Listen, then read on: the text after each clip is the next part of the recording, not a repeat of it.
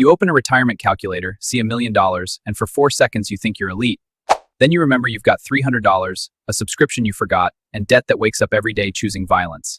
And that's when the gap shows up, between what the calculator promised and what Tuesday morning actually looks like, where nothing dramatic happens, except your confidence quietly logging out without telling you. Because that $1 million everyone dreams about isn't a finish line, it's a screenshot. And screenshots age badly once time, prices, and reality start updating whether your plan is ready or not. So when people ask if $1 million is enough, the real answer is it depends on when you retire, where you live, how long you stick around, and whether life decides to improvise without checking your plan. Which is why everyone clings to the 4% rule like it's sacred, even though it came from the 90s, back when the internet was new and nobody expected the economy to keep getting this creative. So when people redo the math today, that 4% quietly becomes 3, maybe less, which sounds responsible until you realize that means living on less money in a world that charges more for everything. And that's before healthcare shows up, politely explaining that simply remaining alive costs a fortune, especially since you'll probably live longer than planned, which is great news emotionally and terrible news financially. Then inflation does its favorite trick, where nothing dramatic happens, your money doesn't disappear, it just quietly buys less every year, like someone watering down your drink while insisting everything's fine. And since you'll probably be retired for 25 or 30 years, that's not a long vacation, that's basically a second career. Except this one doesn't pay you and still sends bills on time. So yeah, $1 million can work, but only for certain lives, like low costs, paid housing, maybe a pension, because once rent, family, or medical stuff enters, that same million starts sweating immediately.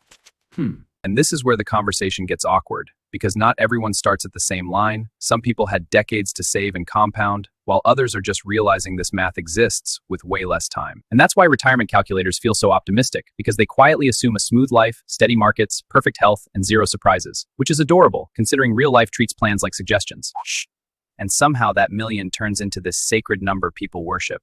Like once you hit it, you're done thinking, even though the number itself doesn't pay rent, cover healthcare, or care where you live. And the deeper mistake is treating life like it starts after the number, spending decades waiting to live, while your health, relationships, and energy quietly move on without asking for permission. Which is why retirement actually works better with boring backups, like multiple incomes and flexibility, not one magic number, because life loves surprises, and none of them care how confident your spreadsheet felt. Because the people who retire best aren't the richest, they're the most flexible, the ones who can spend less, move plans around, or work a little longer without having a full emotional breakdown about it. So whether $1 million works really depends on age, because at 25, time does most of the heavy lifting, at 40 it gets awkward, and at 55 the question quietly becomes income, not the number.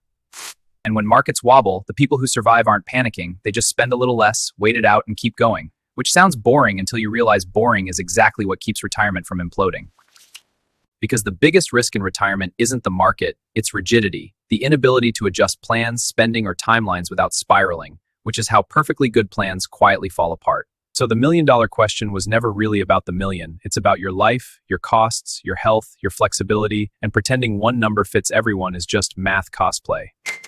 The real danger isn't saving the wrong amount, it's borrowing someone else's idea of enough. So before you chase a number, maybe ask what kind of life you're actually building and whether the math agrees.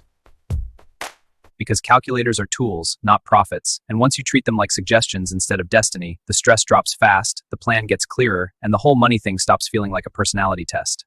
So no, retirement isn't about hitting a perfect number, it's about building a life that doesn't panic when the math changes, which is awkwardly less exciting and way more effective. That's also why calculators make people dangerously confident, because they give clean answers to messy lives. And once you believe the number too hard, reality shows up later to argue with interest. And sometimes the smartest move isn't forcing retirement on a bad year, it's working a little longer, earning something you enjoy, and letting the math recover instead of turning pride into a very expensive mistake. And honestly, real retirement success isn't flashy, it's boring in the best way, where your bills get paid, your days feel calm, and nobody's impressed except you, which is kind of the whole point. And once you see it that way, the $1 million dream gets smaller, the life gets clearer, and you realize the goal was never the number, it was not stressing about money every random Tuesday. Because that's the real flex, checking your phone on a random weekday and not feeling your soul leave your body, which is a very low bar, but somehow still underrated in personal finance. And this is why calm people usually win with money, not the clever ones, because clever plans feel exciting, but calm plans still work when nobody's watching and nothing dramatic is happening.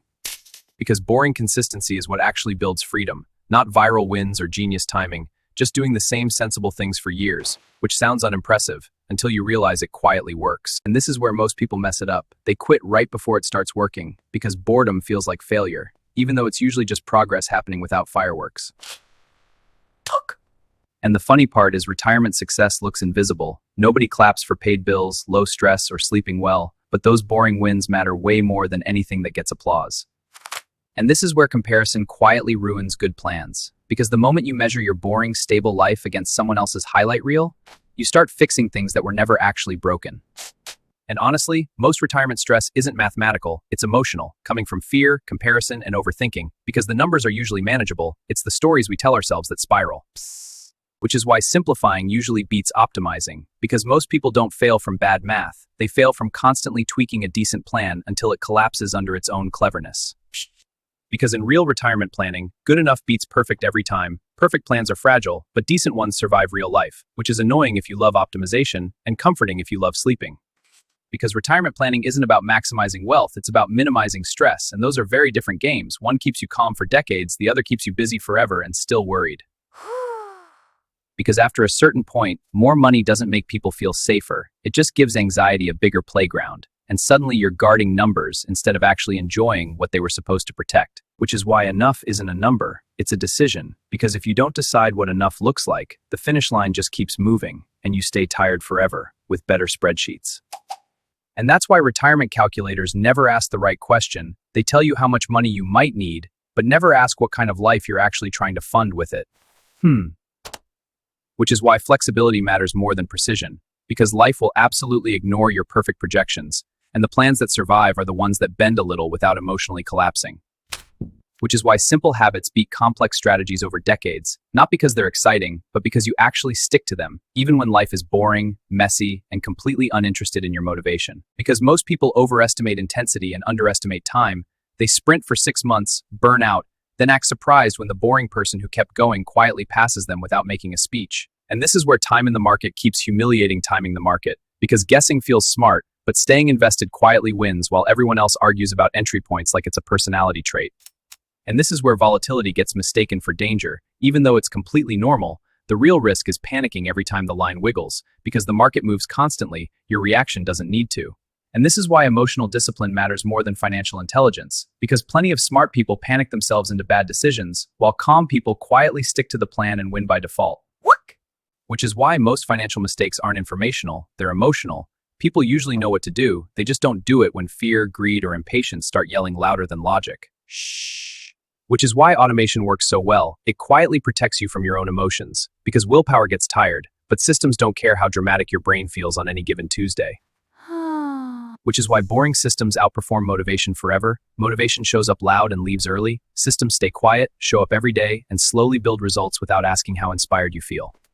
And honestly, most people don't need more information, they already know enough. What they're missing is consistency, which is less exciting, harder to post about, and way more effective over time.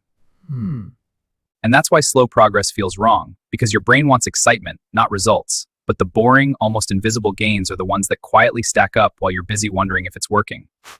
And this is the cruel part. Most people quit right before compounding finally shows up, because the beginning feels pointless, and the payoff arrives just after you decide it wasn't worth the effort. And patience always looks stupid in the moment, because waiting isn't impressive, but it keeps working while shortcuts fall apart, and somehow the boring option ends up being the one that actually lasts. And this is why boring people usually retire better than exciting ones, because excitement burns cash, consistency builds options, and somehow the quiet routine outlasts the lifestyle everyone was impressed by. And that's because social approval is an expensive hobby. It looks free at first, but over time it quietly drains money, energy, and peace. Also, strangers can be briefly impressed. Which is why peace ends up being the real retirement luxury. Not the stuff, but waking up without financial anxiety, without performing for anyone, and realizing that calm was the thing you were actually saving for. Which brings us back to the million-dollar question, literally. Because $1 million isn't freedom by default, it only works if your life fits inside it, and many people quietly discover it doesn't. Because $1 million actually works for some people. Low expenses, paid-off housing, simple lives. But if your lifestyle is expensive, it quietly turns into stress instead of freedom, which is not what anyone pictured. So geography quietly decides whether $1 million feels fine or suffocating, because the same money lives very differently depending on where you spend it, and pretending location doesn't matter is a very expensive belief. And then there's healthcare. which politely waits until you relax, then starts charging rent on your own body, slowly, consistently, and without caring what your retirement spreadsheet promised you. And longevity quietly stretches the math, because living longer is great news emotionally, but financially it turns retirement into a 30-year subscription plan you didn't exactly budget for in your 20s. Which is why flexibility matters more than hitting a perfect number, because life will happily wreck your projections, and the people who survive retirement are the ones who can adjust without panicking. And this is where income flexibility quietly beats portfolio size, because being able to earn a little changes everything, while a big number just sits there judging you during bad market years. And sometimes the simplest move is just working a little longer, not forever, just enough to let the math breathe, because one extra year often fixes problems people try to solve with panic. Because retirement isn't actually a cliff you fall off, it's a slope you walk down, and treating it like a dramatic leap is how people panic themselves into decisions they didn't need to make. A little income in retirement beats total freedom in theory. It lowers pressure and buys flexibility, turning money from a ticking clock into a tool. Which is why enough is rarely a number, it's a decision, because once your needs are covered, chasing more usually adds stress, not freedom, even though nobody likes admitting that out loud. Because numbers feel safer than decisions, it's easier to chase a bigger goal than to actually decide what kind of life you want, since one requires math and the other requires honesty. So is $1 million enough? Honestly, sometimes yes, sometimes absolutely not. It depends on your life, not the internet's, which is annoying because we all wanted a clean answer. And some people should probably stop chasing the million altogether. If your needs are met and your life works, more money won't buy peace. It just gives anxiety a nicer outfit. But for others, chasing the number actually makes sense, especially if you started late, have fewer safety nets, or want margin, because peace sometimes comes from having more room, not less. And here's the brutal part nobody likes. Every version of retirement costs something, either time, money, comfort, or flexibility, and pretending there's a free option is how people end up surprised later. So before you chase someone else's number, pause and design your own version of enough. And if this made you uncomfortable in a useful way, subscribe, because money advice should do that sometimes.